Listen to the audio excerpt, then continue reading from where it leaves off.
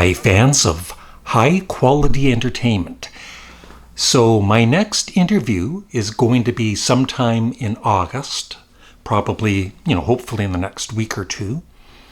And I think I was gonna, try and get people to guess who it is, but of course, it's one of the greatest drummers of all time, from the Rutles, Barry Wham, better known as John Halsey. Yeah, I did a recent video on the Rutles and how great this album is, and I guess John or one of his band members had seen the video, and John has this solo album coming out in September, and he's got his own YouTube channel, which is excellent, so I'll have a link for it. Check it out. He's got some great stories. And so it's going to be a true honor for me to interview John, and hopefully we'll have a few laughs and talk about his career, his upcoming album, of course, his YouTube channel. I might have a co-host with me to interview him. His first band in the 60s was a band called Time Box. I've never heard their music, but I think he joined them a little, like he wasn't the original drummer for the band, but then he replaced the original drummer. Then he drummed for the band Pato, and I've heard their music. I think they released 3 albums in the early 70s, and they're all excellent. And the record was produced by Muff Winwood, who produced Sparks, Kimono My House, and Propaganda. Talk about connections here. And then Pato disbanded in 1973, and of course John Halsey became a member of the Rutles. He was in the movie. I've got the DVD, All You Need Is Cash. He was in that movie portraying Barry Wham. Yeah, he's done a lot of work here. Also with Eric Idle in Rutland Weekend Television. And he played the drums on Lou Reed's Transformer. I'm a big Lou Reed fan. I just got this magazine today on him. This isn't my favorite Lou Reed album, but, it's still great. But it's so impressive that John played, and he has a video on his YouTube channel where I guess he's not happy with the drumming on this, but I think it's excellent. So you're wrong, John. You're wrong, John. That rhymed. And before I get into just what I've been listening to the last day or so, one more thing. He's also recorded with Henry McCullough from Paul McCartney and Wings, Joan Armatrading, Roy Harper, Roger Chapman, and he's toured with Joe Cocker, The Scaffold, which I believe was with Paul McCartney's brother Michael,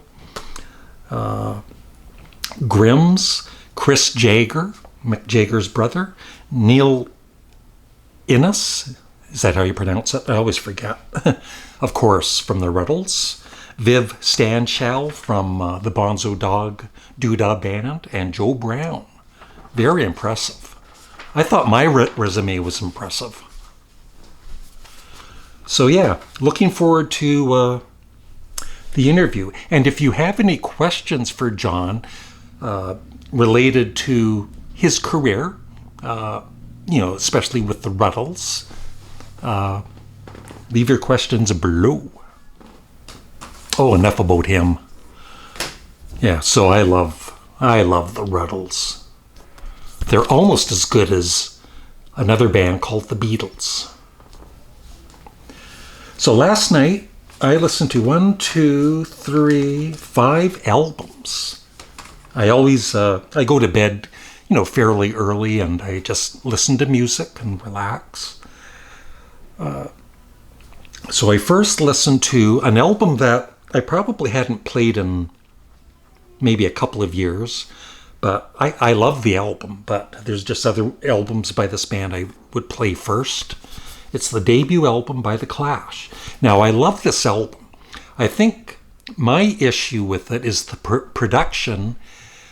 For a punk band, it's too clean. Like the production is great, but it's almost too good. It's not rough enough.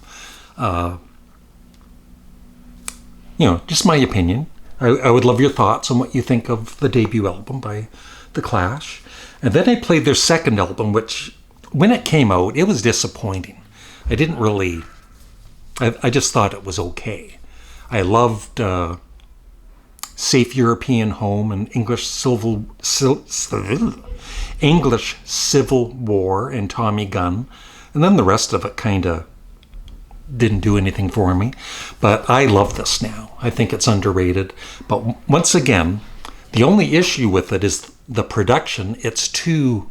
it's kind of overproduced, and it's almost like if they took the production from this and combined the productions for both, then I'd be happier. But still, great albums. But my favorite is Sandinista, where the production is excellent. And then I'm still playing a lot of the Beach Boys and Ween.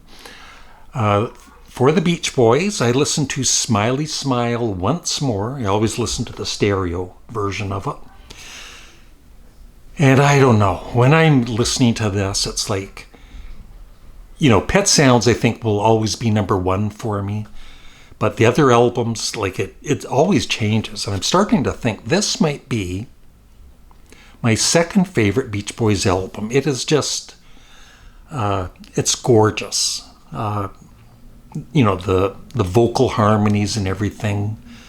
Of course, it includes Good Vibrations, but every song is great. Such an underrated band. Don't get me started. And okay, I have an update about Donovan, and I've ordered more Donovan CDs because I'm really getting into his music. But I will say, I'd heard these on Spotify, kind of, not the whole album, but just kind of going through it. And then I ordered them. And the first time I played this one, I just thought it was okay. It didn't really register with me. I just thought it was, like I said, I thought it was okay.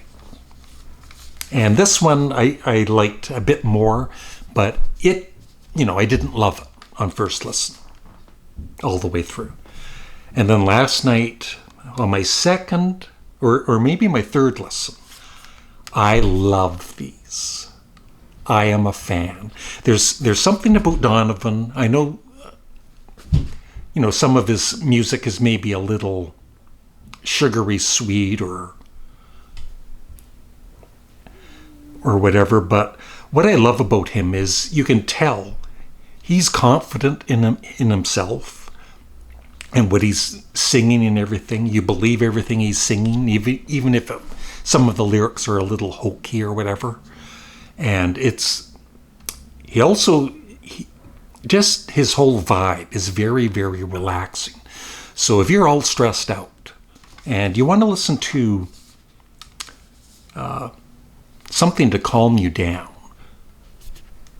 I highly suggest Sunshine Superman. And this is great too.